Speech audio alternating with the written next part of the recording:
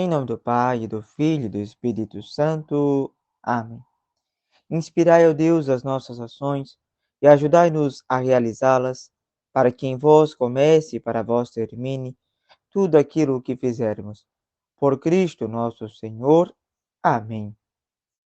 Caríssimos irmãos e irmãs, nessa terça-feira da sexta semana da Páscoa, rezaremos com o Evangelho de São João, no capítulo 16, do versículo 5 até o versículo 11.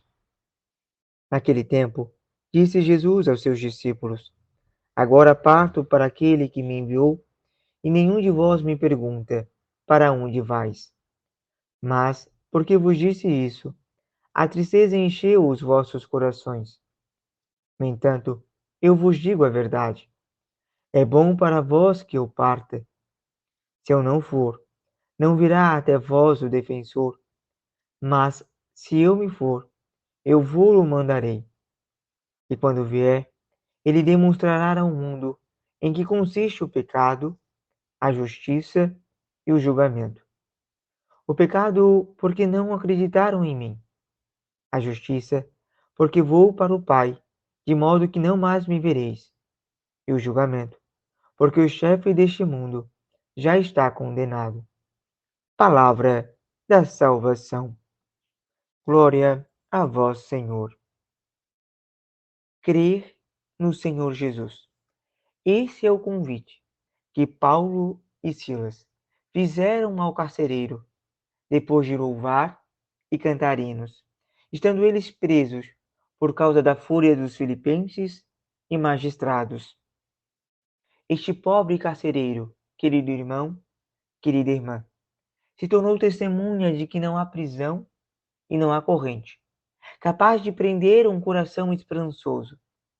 Esperança que faz cantar e louvar, enquanto se espera um céu que é lindo e que é para sempre.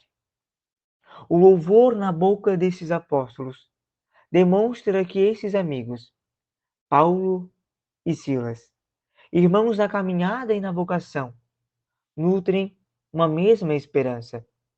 Esperança esta que nos faz leves e livres.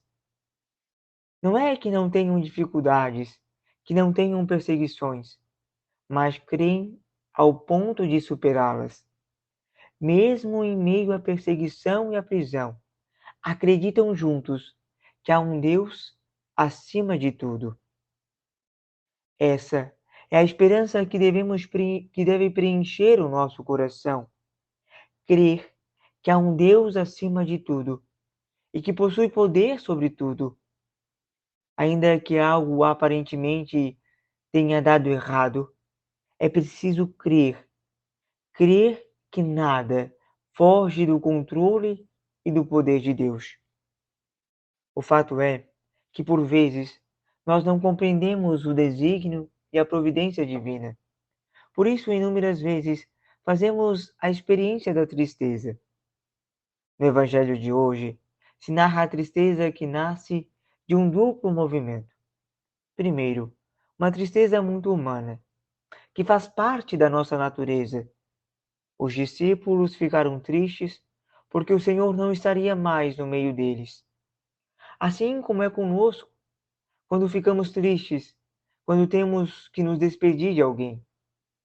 Pensemos na dor de uma mãe mediante a morte de seu filho, ou na nossa dor diante da perda de alguém que amávamos. Isso é humano, faz parte da nossa natureza. Entretanto, há uma segunda tristeza. A tristeza causada pelo não entendimento da vontade de Deus.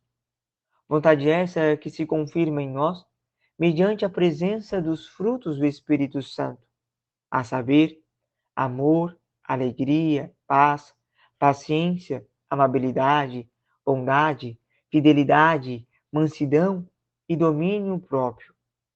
Queridos irmãos, queridas irmãs, o que vem de Deus nos traz paz e nos deixa em paz.